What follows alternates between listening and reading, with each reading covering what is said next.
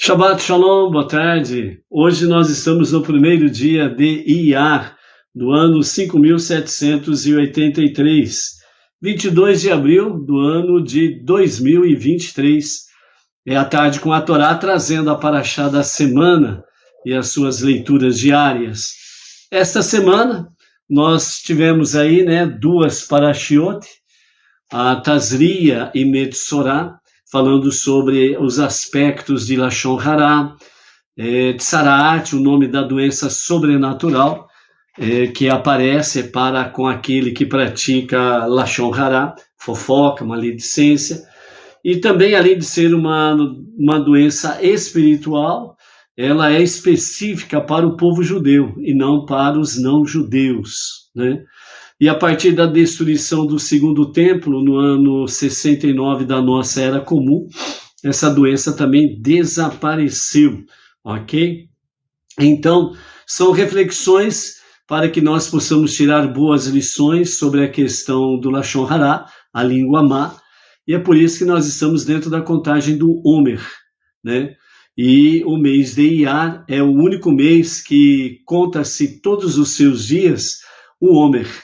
E é isso que nós estaremos fazendo a partir de hoje, o primeiro dia de Homer, até a conclusão do mês de Iyar, né? E depois nós vamos entrar no mês de Sivan, né? Que Iyar é o elo de ligação entre Nissan, o primeiro mês do início do ano, dentro do calendário sacerdotal e espiritual, e é o elo entre Sivan, né? O terceiro mês. E é por isso que os nossos sábios que falam que pela Torá, somente esses 3 meses é mencionado o primeiro mês, o segundo mês, o terceiro mês depois do êxodo do Egito, né? Então, o mês de Iyar, nós teremos pela frente aí toda a contagem do homem no transcorrer de todos os dias do mês de Iyar, que nós teremos aí 29 dias durante o mês de Iyar para fazer a contagem do homem. Então é um mês inteiro sobre cura das nossas emoções, retificação das nossas personalidades, né? Que vem fazer aí também uma purificação da nossa personalidade. E o mês de Iyar é chamado mês da cura, né? Tanto é que o mês de Iyar, nos iniciais do nome Iyar, significa, né? Eu, Deus, sou o teu médico, né? Então, por isso, também temos aí a característica sobre o mês da cura. Hoje é o 7º dia da semana, portanto, estamos no sagrado dia do Shabat. Então, hoje nós vamos concluir as duas Parashiot, Tazria e Metzorah, né? Tazria com Seber e Metzorah é o doente de Tsaraat, né? Vamos ver as mensagens que nós temos por aí. Vejo bem que o tema que nós temos aí dentro da nossa live fala sobre o ciclo feminino, Israel e Mashiach. E nós vamos ver a ligação que tem exatamente dentro desse aspecto, né? O ciclo feminino, que é o ciclo menstrual mensal da mulher, e Israel, qual é a ligação nesse fato, e Mashiach, né? Então nós vamos ficar dentro desse foco Mashiach. O nosso Rebbe Menachem Mendel, juntamente com os nossos sábios, né, falam que uma das questões, né, que nós podemos acelerar a revelação do justo e o verdadeiro Mashiach, além do estudo da Torá, além da Tzedakah, a Teshuvah, as preces diárias, né?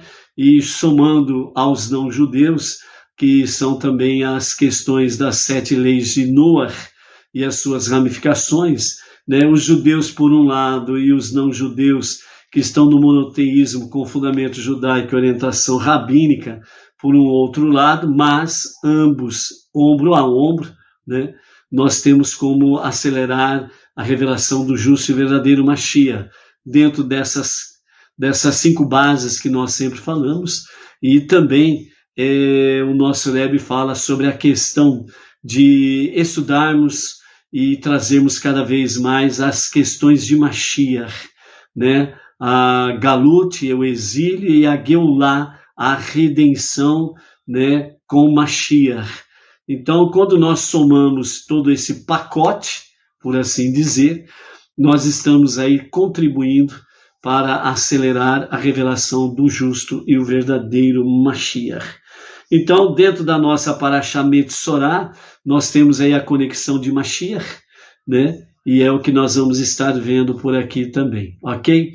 Baruch Hashem, ontem aqui na nossa sinagoga Benei Noach, regional Bauru, no nosso Kabbalat, Shabbat, a recepção do Shabbat, né? De Bauru para o Brasil, para as nações, trazendo a luz do Shabbat, a mensagem do Shabbat, né? Nós tivemos aí a presença, né, da Jane, lá de Guarulhos, a grande São Paulo, que veio fazer uma passagem por aqui rapidamente, participou conosco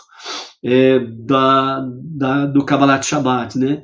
Então a Jane, né, o nosso Shalom, o nosso Shabbat Shalom, foi muito boa a sua passagem por aqui, e pela misericórdia de Hashem, mais uma pessoa passando aqui por Bauru, e fazendo aí, mesmo rapidamente, mas fazendo aí um pit stop, né, na sinagoga Benei Noach, regional Bauru, Baruch Hashem, né?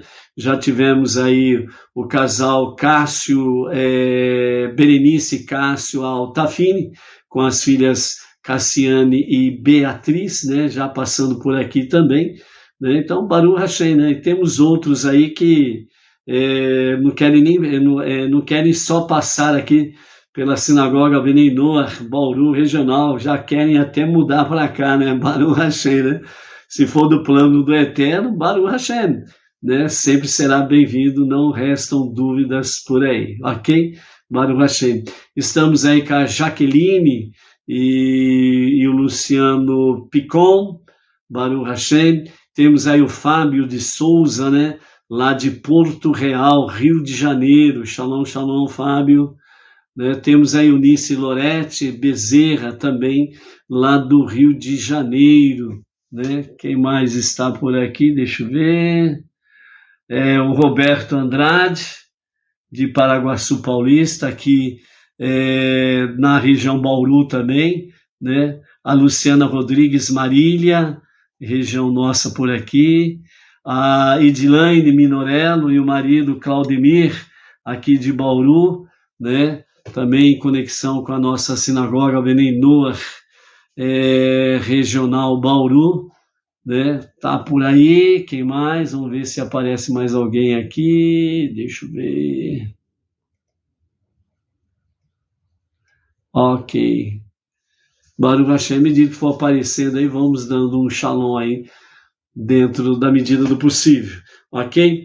Vamos para a nossa história judaica no dia de hoje, o que nos fala a história judaica no dia de hoje.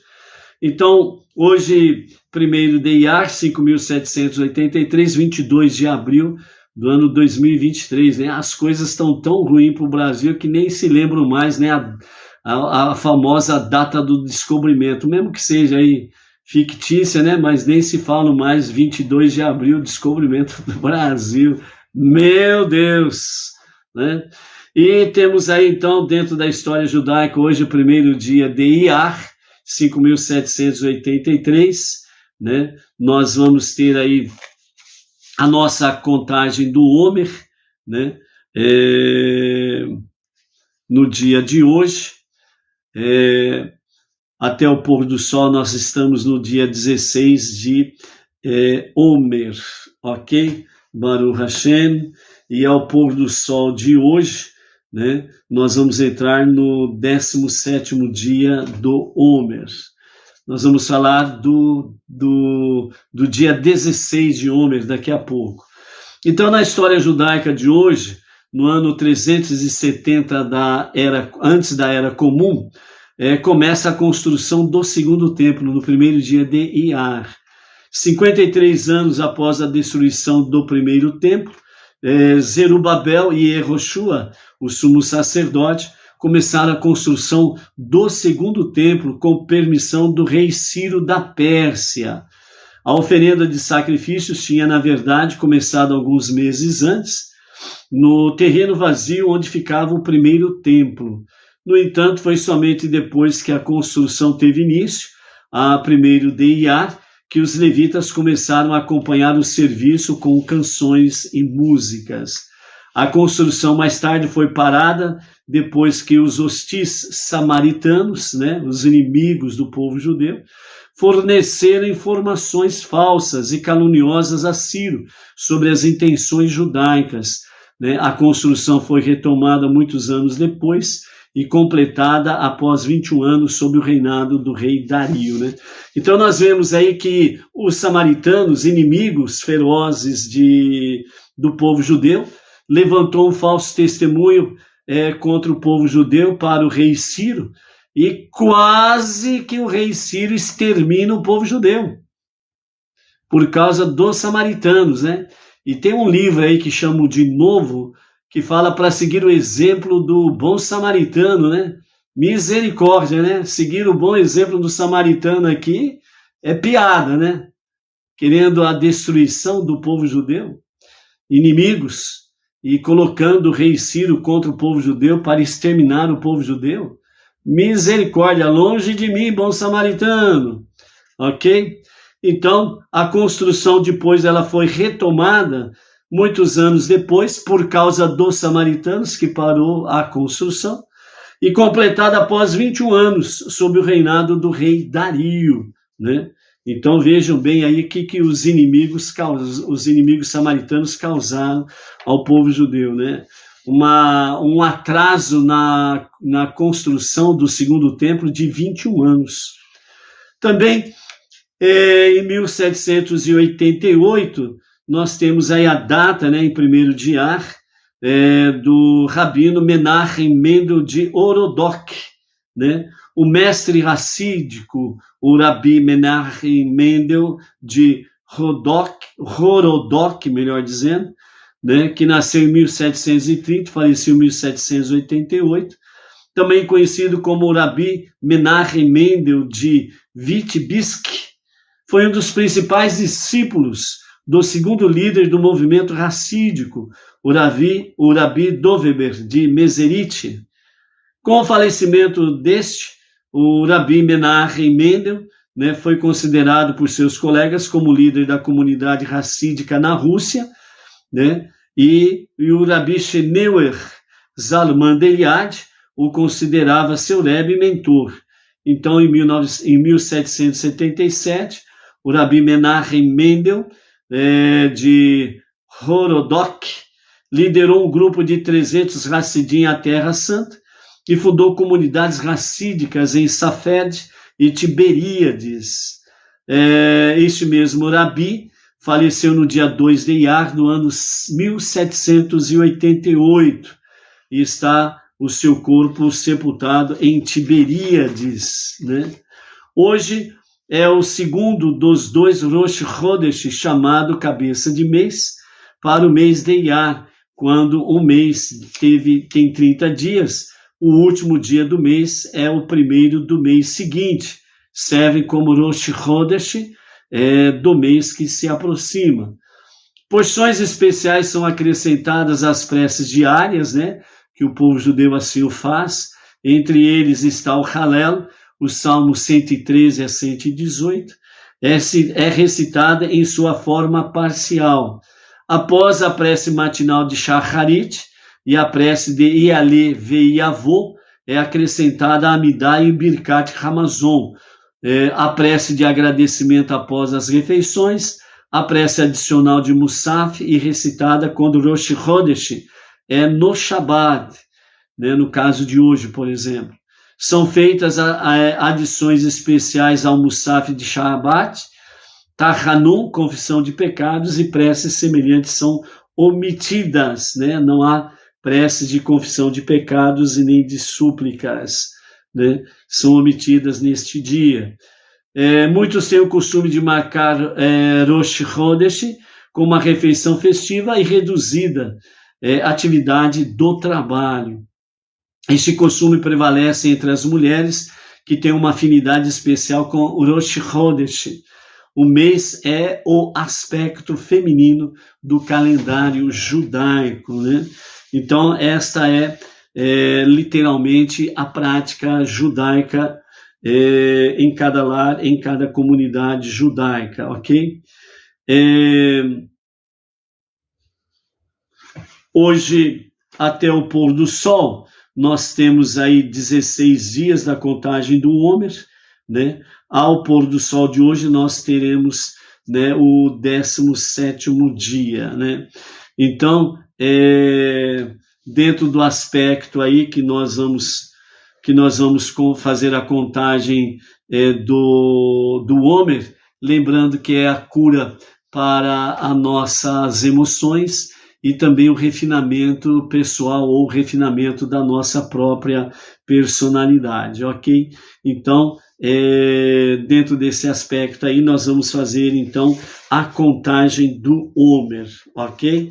Eu vou falar, depois juntos nós vamos repetir aí a contagem do Homer sem sombra de dúvidas, ok?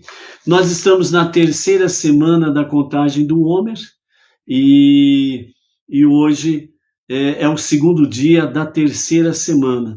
Ao pôr do sol de ontem até o pôr do sol de hoje, nós estamos no dia 16 da contagem do Homer. Então se faz assim.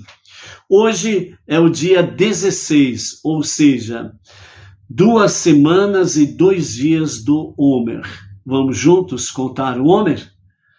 Hoje é o dia 16, ou seja, 2 semanas e 2 dias do Homer. Assim, juntos, nós vamos contando o Homer, refinando a nossa personalidade e curando também as nossas emoções. Hoje nós estamos em Gevurah de Tiferet, né, que é a disciplina na compaixão, e para a compaixão ser efetiva e saudável, precisa ter um foco e ser disciplinada. Então, para a sua efetivação e de forma saudável, a compaixão ela tem que ter um foco e tem que ter disciplina. Não é de qualquer jeito que se faz a prática da compaixão, ok? Ela precisa ter critérios para ter decência, ordem, disciplina, para que as coisas possam sair de forma realmente a dar resultados positivos para com aquela pessoa que está sendo ajudada, ok? Então é por isso daí. Então requer discrição tanto em relação a quem a expressa, quanto à sua própria medida. Significa reconhecer quando a compaixão deve ser expressa e quando ela deve ser contida ou limitada, né? Então a compaixão ela não é assim, como diz, ela não é uma coisa que pode virar uma coisa comum ou seja uma coisa comum. A compaixão é algo especial. É por isso que ela precisa ser contida e limitada. Ela não pode virar vacalhação. Vamos falar o portuguesão claro aí. Para que ela seja efetiva e saudável, para que ela realmente venha trazer um efeito positivo para aquela pessoa a qual está sendo direcionada o favor, a bênção, a ajuda e etc. e tal, então ela precisa ser contida e limitada. O que é contida e limitada? Você não pode assim, de repente, pá, vai fazer. Não. Você olha, vê, analisa e vai fazer de forma madura, equilibrada. Certo? Então, fazer de forma abrupta significa, por exemplo, aquela pessoa ou aquela família, ela recebeu uma cesta básica de ajuda. Aí você vem com uma outra cesta básica. Não é o que ela está precisando naquele momento. Ela já tem a cesta básica. Então precisa pôr o foco em outra coisa. Por exemplo, farmácia, água, luz, gás. Entendeu? Então por isso que ela precisa ser contida e limitada. Então já tem a cesta básica lá, então vamos para outro foco. O que mais de urgente você precisa? Eu preciso do gás para poder acender o fogo, para poder fazer a comida. Gás, pá! Ok? Então você vai para o gás. Aí vem uma outra pessoa para ajudar aquela mesma família. Vai vir com o gás, com a cesta básica? Não. Como que está a energia? Como a sua conta de energia está em dia para não cortar, para não fazer um corte da energia, etc e tal? Então, como que faz? Então, faz o quê? Energia. Está atrasado? Então, o foco na energia. E assim sucessivamente. Isso significa uma compaixão efetiva, saudável, contida, critérios e limitada. Não fazer mais do que é preciso dentro do mesmo item. Então, vai além de outra medida. Cesta básica já tem, vai para o gás. Cesta básica e gás tem, vai para a energia elétrica. Já tem os 3, vê a farmácia, como que está a questão de remédios para você, etc e tal. Entendeu? Então, é isso que significa uma compaixão efetiva e saudável, né? Que deve ser contida e limitada. Disciplina na compaixão é saber que, às vezes, para ser verdadeiramente compassivo, é preciso conter a compaixão, pois ela não deve ser uma expressão da necessidade daquele que a concede, e sim uma resposta às necessidades daquele que a recebe. É o que nós acabamos de falar, tá bom? Então, você não vai olhar a necessidade daquela pessoa como suas necessidades. A sua necessidade, por exemplo, é como vamos dizer assim, a sua necessidade pode ser, eu estou precisando de um terno, mas aquela família não está precisando de um terno, está precisando da cesta básica, do gás, da energia elétrica, remédio. Então você não vai lá levar um terno para o homem da casa lá, não vai ajudar em nada. Entendeu? Então, você não pode pôr a sua necessidade em cima da necessidade daquela pessoa, certo? São coisas diferentes, sem sombra de dúvidas, ok? Perguntas, né, para a nossa reflexão, né? Dentro desse aspecto todo aí, para nós podermos realmente estar focando a questão da contagem do homem, né? Então é importante isso daí, ok? A Chesca Matos, lá de Eusébio, Ceará, e o Panael Carvalho, Pendências, Rio Grande do Norte, também chegaram por aí. Mais alguém chegou por aí? Deixa eu ver se aparece aqui. Não, ainda não está me aparecendo mais alguma coisa aqui, ok? Então, perguntas para a nossa reflexão. Sou mais compassivo com estranhos do que com os mais próximos? Você é mais compassivo com pessoas fora da sua casa e família do que com a sua própria família? Precisa analisar essa questão. Minha compaixão vem da culpa? Você sente culpa de alguma coisa e por isso você tem compaixão dos outros? Minha compaixão por outros compromete minhas próprias necessidades? É aquela famosa questão, né? Você se preocupa com os outros, esquece de si mesmo, e aí você começa a passar necessidades, pronto. Aí você vai precisar de socorro também, né? Então é aquele famoso ditado antigo, né? Que fala, cobrir um santo descobrindo o outro não resolve nada. Ou então aquele outro detalhe, né? Que fala, né? Trocar 6 por meia dúzia também não ajuda em nada. Então, é nesse sentido que precisa se pensar. Estou dando aos outros às custas de ajudar a mim mesmo? Ou seja, a sua ajuda para outras pessoas é no sentido de ajudar a você mesmo devido a alguma situação ou problema? Então, você quer aliviar a sua barra? Não é por esse lado. Minha compaixão ela é impulsiva e descuidada? Será que eu faço surgir compaixão na medida necessária para a situação em jogo, em questão? Então, é a mesma coisa, você precisa, antes de agir dentro desse campo, analisar essa questão, né? A sua compaixão ela é impulsiva, descuidada, não tem critérios, não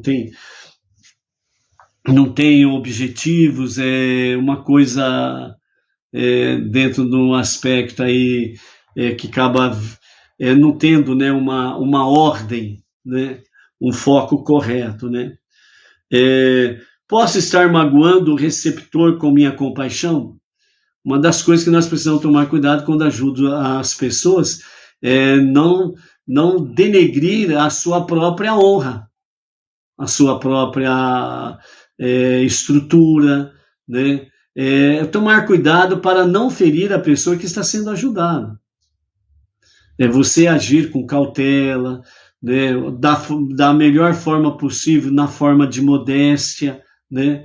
Sem parecer aí o bam nessa história toda, né? Então, fazer de tudo para que a pessoa ou a família que está sendo ajudada, ela não venha se machucar com alguma ação negativa da sua parte, né?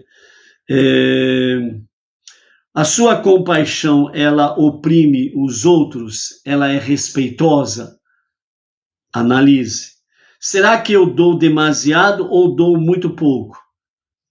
Então é aquela questão que nós vimos ali atrás, uma questão de medida certa, adequada. Nem muito, nem pouco. É fazer as coisas certas, né? Demasiado. A família tem uma cesta básica, você vem com outra cesta básica. Você está sendo demasiado. Muito pouco, né? A pessoa já ganhou uma cesta básica e você vem só com um pacote de arroz. Então você está diminuindo a questão, entendeu? Ou então a família precisa de uma cesta básica, você vai só com um pacote de arroz. Cadê o feijão? Cadê a mistura? É pouco ou é demais? Tem que ser as coisas sob medida. Então, será que eu me esforço em determinar as necessidades daquela pessoa e ajudá-la da melhor maneira possível? Então, você precisa analisar a situação rapidamente. Não é analisar uma situação para tomar uma decisão daqui uma semana, daqui um mês.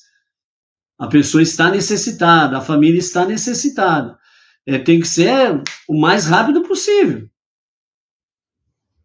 Você não precisa entrar em estado zen e esperar acontecer, não. Entendeu? Analisar as coisas rapidamente e já tomar atitude. Não pode ficar esperando uma semana, um mês para tomar uma atitude. Qual é o exercício do dia? O exercício do dia é: expresse sua compaixão de maneira construtiva, dirigindo-a às necessidades específicas de alguém. Ok? Dentro desse ramo aí, amados, às vezes a pessoa se coloca assim: é só pobre que precisa de ajuda. Não é bem assim não, viu? Não é bem assim não. Tem muita gente boa de grana aí que está precisando de mais ajuda do que o pobre. Mas não é de coisas materiais e nem financeiras.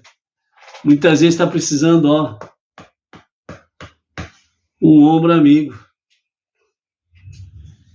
Muitas vezes está precisando de alguém que o abrace com amor, com carinho, com respeito, sem interesses.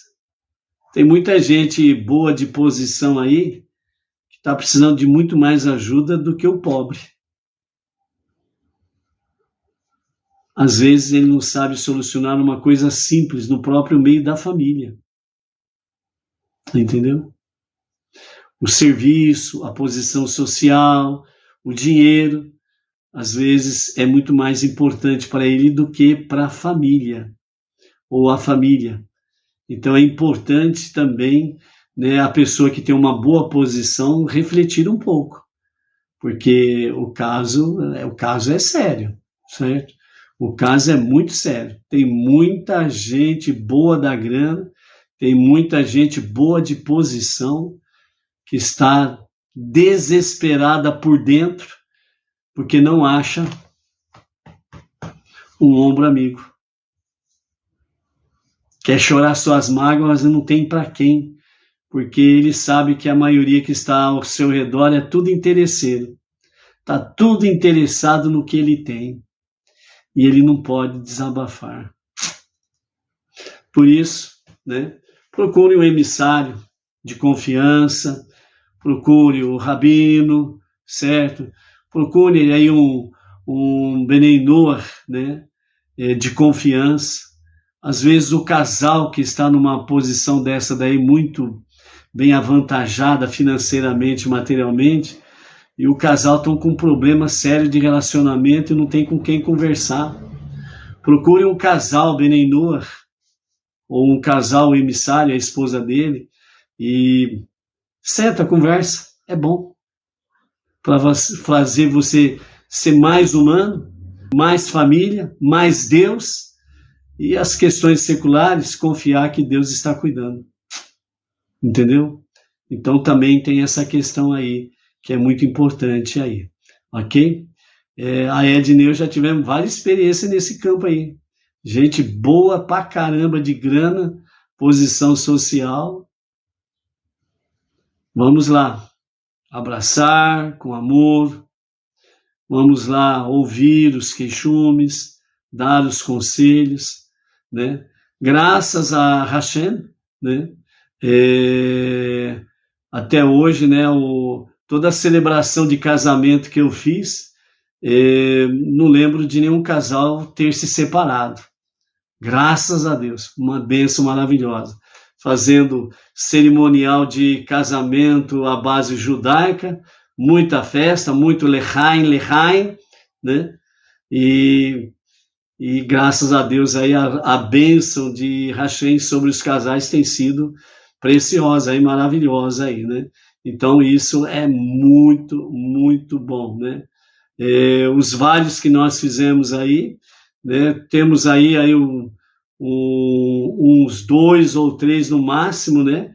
Que houve uma separação, mas graças a Deus a maioria aí, vamos dizer os 80% aí, tem sido uma bênção aí no dia a dia, né? Então por isso, né, amados, nós precisamos ver a questão da compaixão, né, a disciplina na compaixão com muita cautela.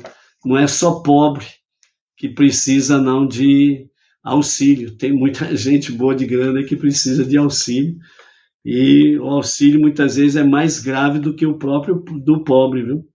É isso daí. Ok? O mês de Ar, né, nós vimos aí uma entrada ontem com o nosso rabino Itzhak Ginsburg, falando sobre o mês de Iyar, o mês da cura, né, o mês de Iyar que também pode ser chamado de Ziv, que significa radiância ou esplendor, né, e também é o mês considerado o mês da cura, né, El Narefanalá, Deus rogo-te, cura, que foi a expressão que Moshe usou para o Eterno, para que Miriam fosse curada da sua enfermidade. El Narefanalá, Deus rogo-te, cura.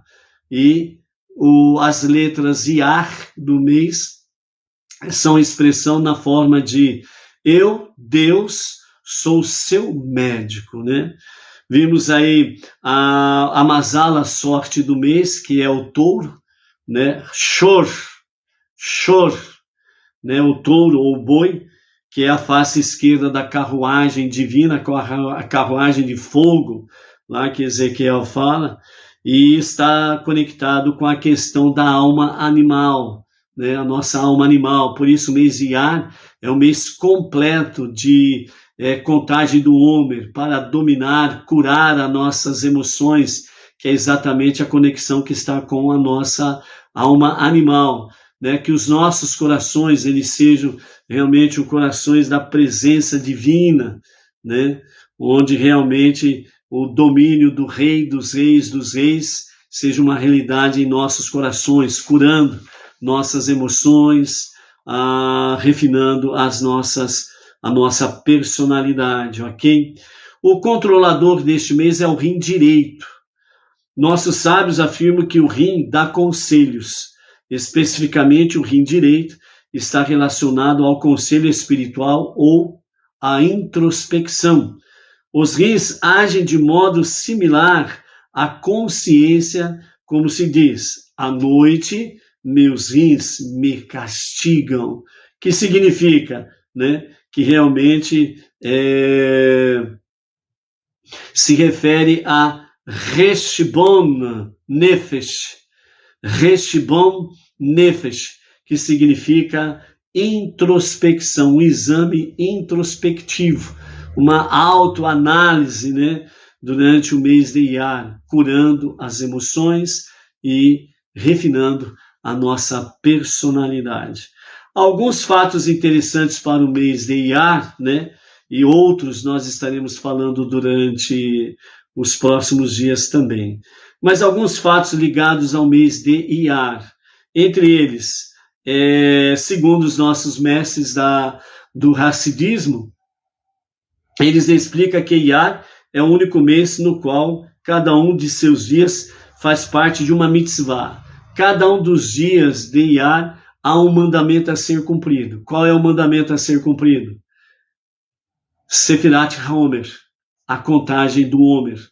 Então, durante todo o mês de Iyar, nós temos essa mitzvah, esse mandamento.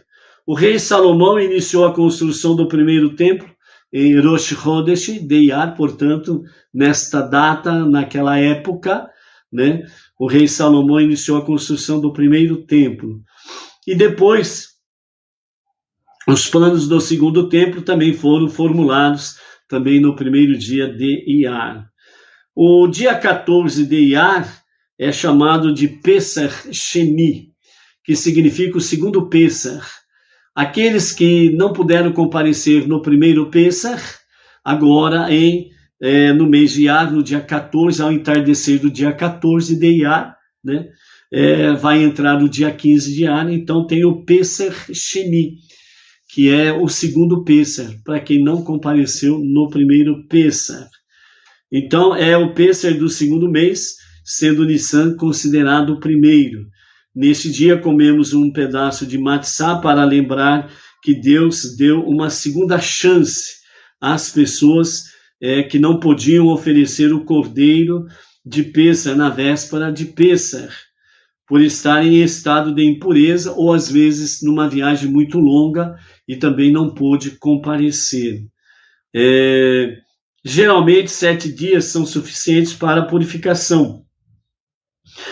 Porque no caso de Pesach Sheni, há um mês de intervalo, o Rabi Yaakov Emenden contou que a resposta lhe foi revelada pelos céus. As matzot que o povo comeu na saída do Egito, em 15 de Nissan, duraram 30 dias, até o final do dia 14 de Iyar, até a tarde.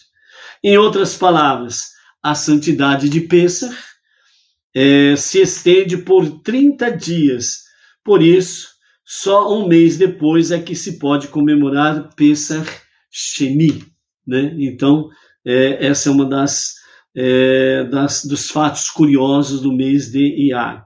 No dia 18 de Iyar, é chamado de Lag Baomer, e cai exatamente no 33º dia da contagem do Homer. É um dia de alegria por marcar o final da peste que dizimou os alunos do Rabi Akiva, né? Então, o Rabi Akiva, nessa história aqui, perdeu mais de 20 mil alunos de uma praga que aconteceu nos seus dias, e no 33º dia da contagem do Homer, esta praga cessou, né? E não houve mais morte entre os discípulos, os Hassidim, os devotos, os seguidores do Rabi Akiva. Então é chamado de Lag Baomer.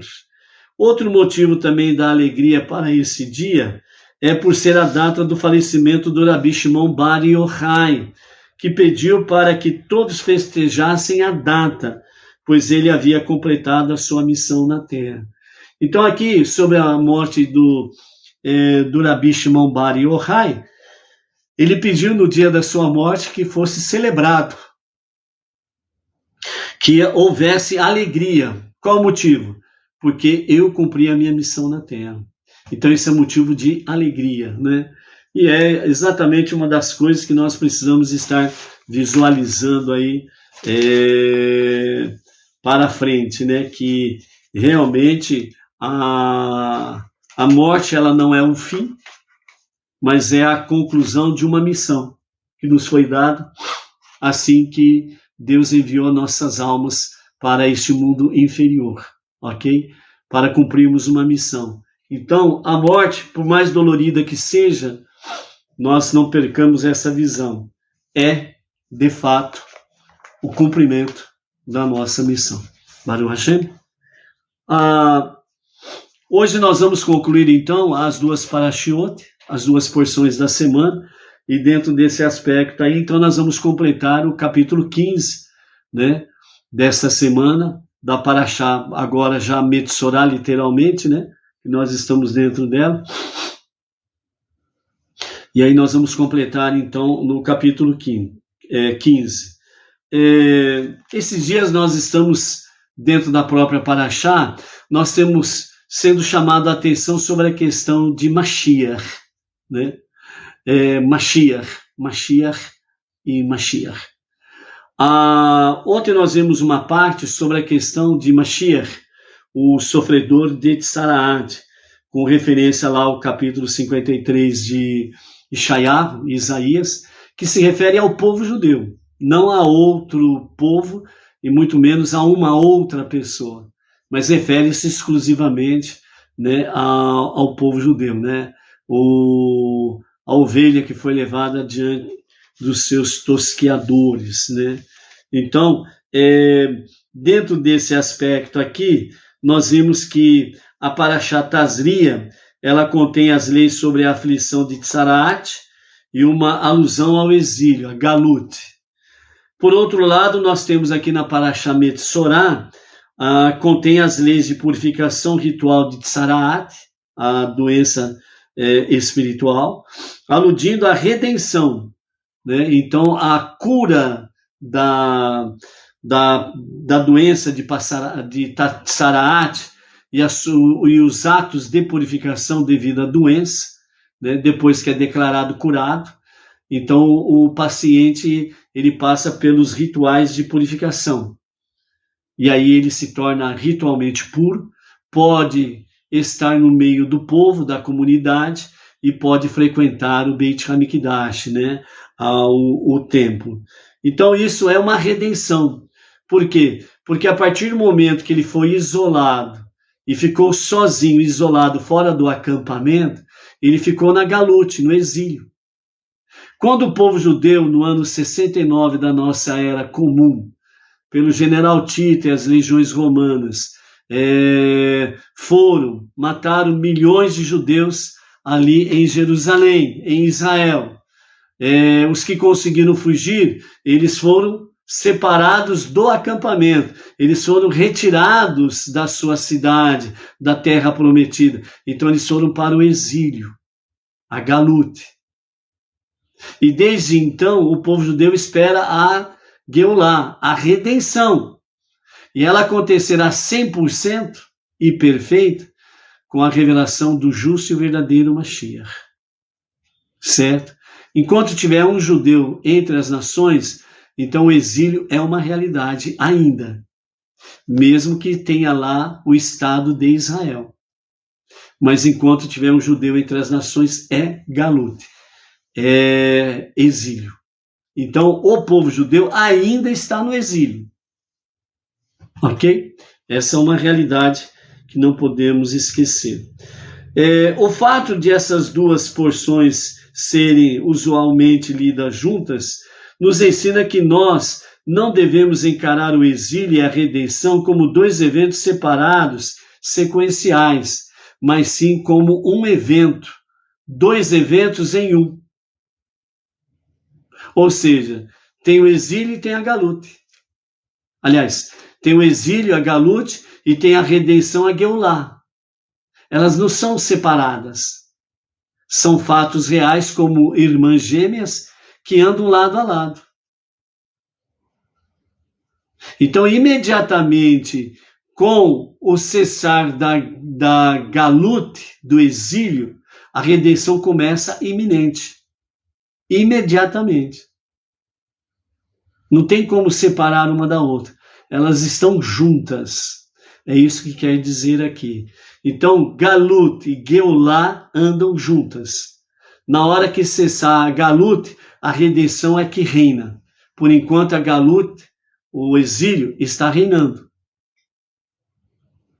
A Geulah, a redenção, ela está cada vez mais se elevando. Ela está subindo. Ela está se elevando. E vai chegar ao ponto em que a Geulah, a redenção, ela vai sobrepor a Galut. Então, a redenção será completa e plena. Hoje, ela é parcial, por causa do Estado de Israel e muitos judeus ali estarem vivendo, ok? Mas não é ainda a Geulah, a redenção.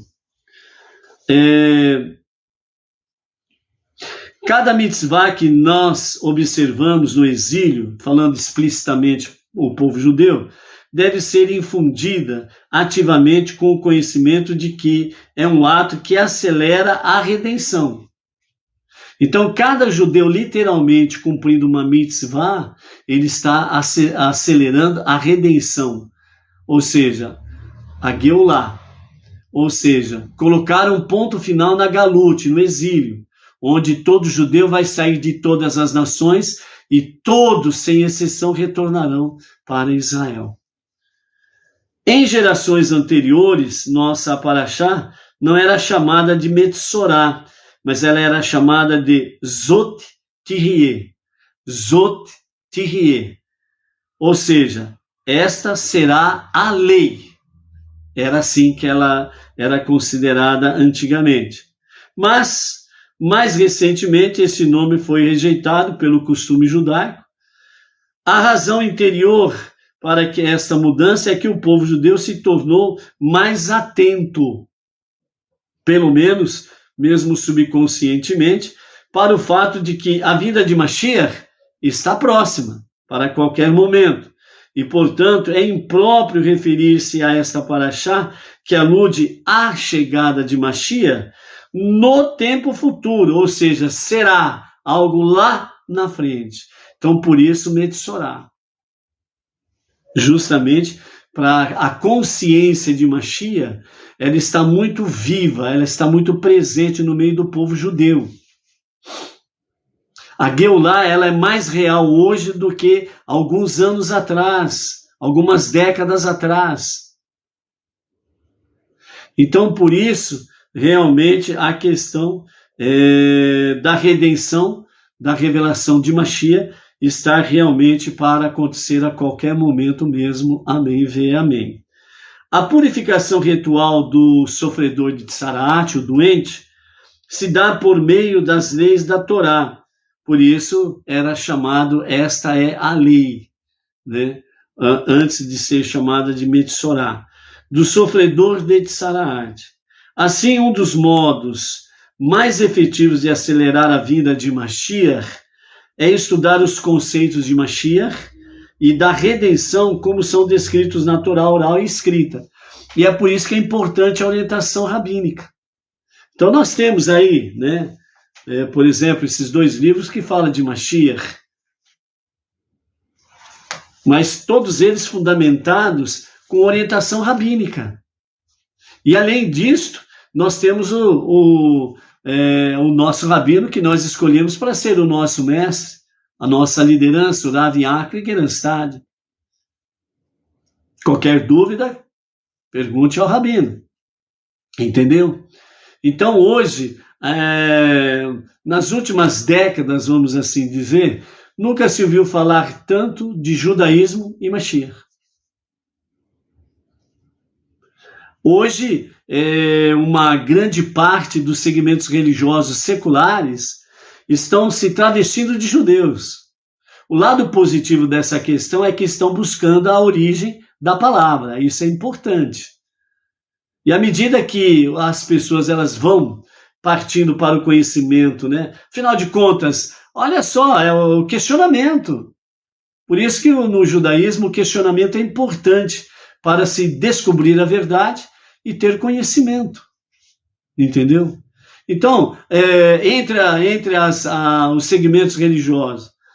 Então, se a pessoa parar um pouco e analisar e falar, mas peraí, até ontem, por assim dizer, nós estávamos vestidos de forma normal. Mas de um tempo para cá, né, o nosso segmento religioso tem colocado aí talit, kippá, tem colocado dentro dos seus locais de reuniões a menorá de 7 braços, porque é proibido a menorá de 7 braços, fazer qualquer utensílio que estava no templo, fazer uma réplica e colocar em qualquer lugar. É proibido isso daí, ok? Por quê? Porque são utensílios específicos do Beit HaMikdash, do templo em Jerusalém. Então, a menorá de 9 braços, por exemplo, que é chamada de Hanukkah, porque ela está conectada com a festividade de Hanukkah. Então, essa menorá de 9 braços, ela pode estar nos lares e nos locais de reuniões aí que as pessoas escolheram para ir então, né? Porque ela não faz parte do templo, mas a menorá de 7 braços faz parte do templo e, portanto, não é correto ter a menorá de 7 braços dentro dos lares, locais de reuniões e assim sucessivamente. Então, a pessoa é só ela questionar. Até há pouco tempo nós estávamos vindo normal, mas agora nós estamos aí usando talit, kippá, as mulheres estão cobrindo os seus cabelos com os lenços. Então nós estamos nos travestindo de judeus. Por quê? Porque a base da fé é judaica? Então eu vou pesquisar no judaísmo. Eu vou procurar conhecer o monoteísmo com fundamento judaico e orientação rabínica. E se a pessoa começa a investigar, por assim dizer, ela vai logo descobrir que o monoteísmo com fundamento judaico e orientação rabínica é o segmento que deve se dedicar para servir a Deus. E aí vai somar conosco dentro do movimento Bnei Noach, que é monoteísta com fundamento judaico e orientação rabínica. Então é só a pessoa fazer uma investigação, uma pesquisa, se tocar, como diz outro, né? Se toque, pô. Até então estava aí como um não-judeu automático, né? Agora, como não-judeu, está se travestindo de judeu. Por quê? Porque a raiz está no judaísmo? Sim. A verdade está no judaísmo? Sim. O verdadeiro monoteísmo está no judaísmo? Sim. É só vir somar conosco no movimento Bnei Noach, ok? Seja bem-vindo ao time. Então, essa questão aí que nos fala dentro desse aspecto aqui, ok? O nosso Rebbe Menachem Mendel, né, dentro desse aspecto todo, né, o ciclo menstrual da mulher, Israel e Mashiach, né, é algo realmente espetacular. Então veja bem o que o nosso Rebbe Menachem Mendel fala. Antes de comer o fruto da árvore do conhecimento do bem e do mal, Adão e Havá eram modelos de perfeição e pureza espiritual. Ao comer o fruto da árvore do conhecimento, eles abriram as portas a mesclar entre o bem e o mal, provocando a decadência do mundo e de seu estado anterior de pureza espiritual. A menstruação e a impureza ritual também começam depois de Adão e Havá terem comido o fruto da árvore do conhecimento, como resultado da mistura entre o bem e o mal, que aí então tornou-se parte integral da própria natureza da mulher. O povo judeu é a noiva de Deus, por assim dizer. Quando existia o templo sagrado, o povo judeu estava próximo de Deus e podiam sentir abertamente a presença divina. Contudo, durante o exílio, somos como uma esposa menstruada, que está no seu ciclo menstrual, mensal, a quem não é permitido manter relações maritais com seu esposo, porque é uma época de purificação. O ciclo da mulher é um ciclo que ela vem para a sua purificação e, portanto, é proibido ela manter relações com seu marido. E o marido, ele não pode, em hipótese nenhuma, exigir tal coisa da mulher nesta época. né? Porque ele estará, por assim dizer, ele estará corrompendo o ciclo natural que Deus estabeleceu depois que Adão e Havá comeram do fruto proibido. Então há um período de purificação, e a mulher ela tem esse período de purificação, o qual deve ser devidamente respeitado. Então, automaticamente, esse ciclo menstrual da mulher, ela se isola, assim como Israel foi expulso da terra prometida pelas legiões romanas, e então, como noiva, ela está no seu período menstrual, separada, apartada, né, isolada, para completar a sua purificação espiritual, para depois voltar a conviver com o noivo, Deus, o soberano. Entendeu? Então, isso está conectado com as lições do ciclo feminino e Israel e Mashiach. O povo judeu é a noiva. Quando existia o templo, então, eles sentiam a proximidade de Deus e podiam sentir abertamente essa presença divina, né? E durante o exílio, o povo judeu é como a esposa que está no seu ciclo menstrual e ela está apartada, separada, isolada, né? Está no seu período de purificação, ritualmente purificação espiritual.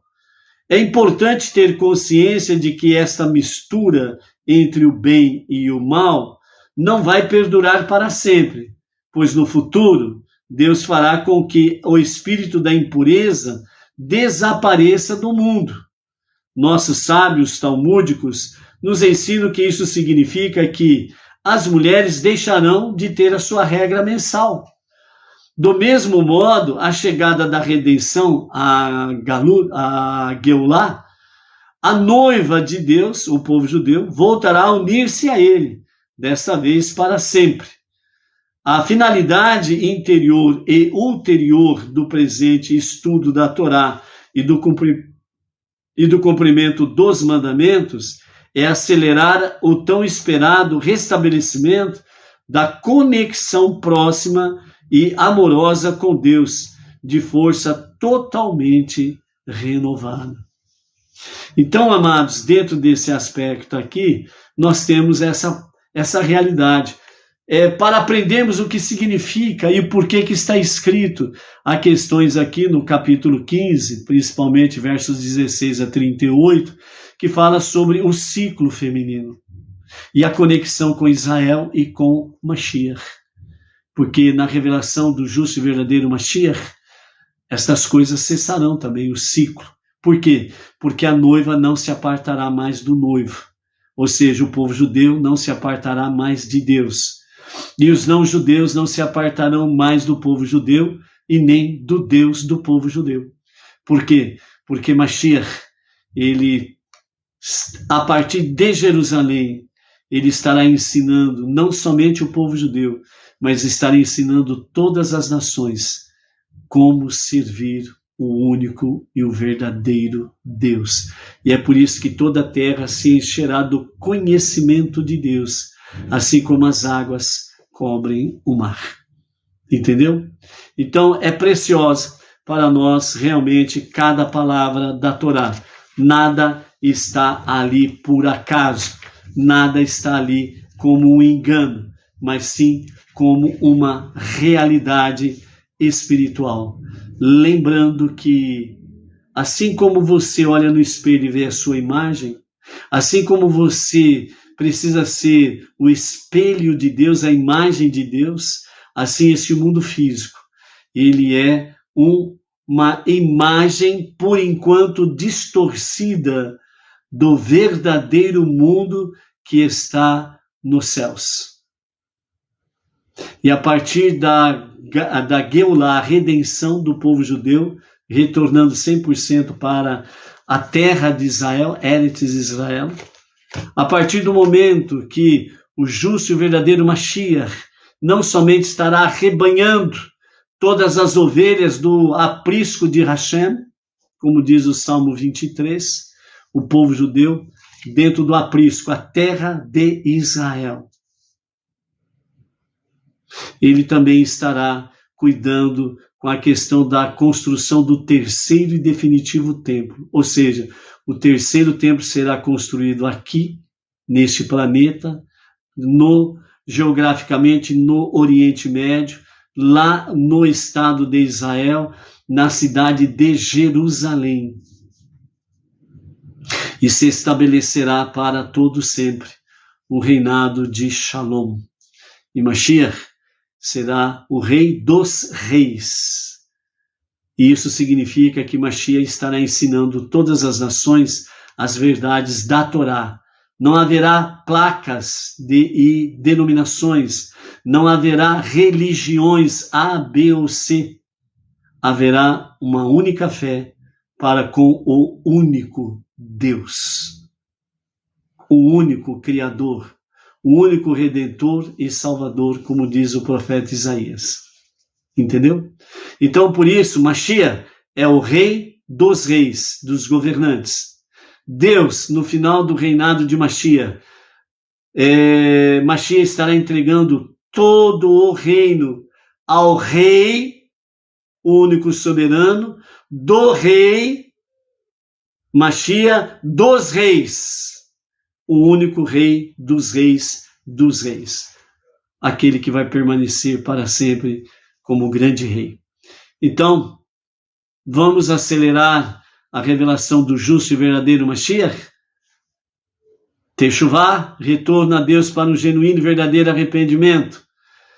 Preces diárias, estudo da Torá, estudo das 7 leis de Noa, atos de sedaká, atos de bondade, caridade, amor, ofertas, doações, dízimos e por aí afora vai. Mas estudar, procurar compreender realmente a redenção de Mashiach. O que é Mashiach? Quem é Mashiach? Para que nós possamos somar para abreviar a revelação do justo e o verdadeiro Mashiach. Por isso, que nós possamos juntos trazermos Mashiach o mais rápido possível. Ok?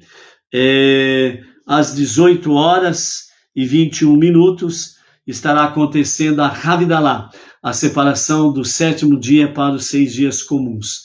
Desde já que você tenha uma separação do 7º dia para os 6 dias comuns, com muita bênção divina, com muita presença de Mashiach, agora mesmo, amém, vem amém.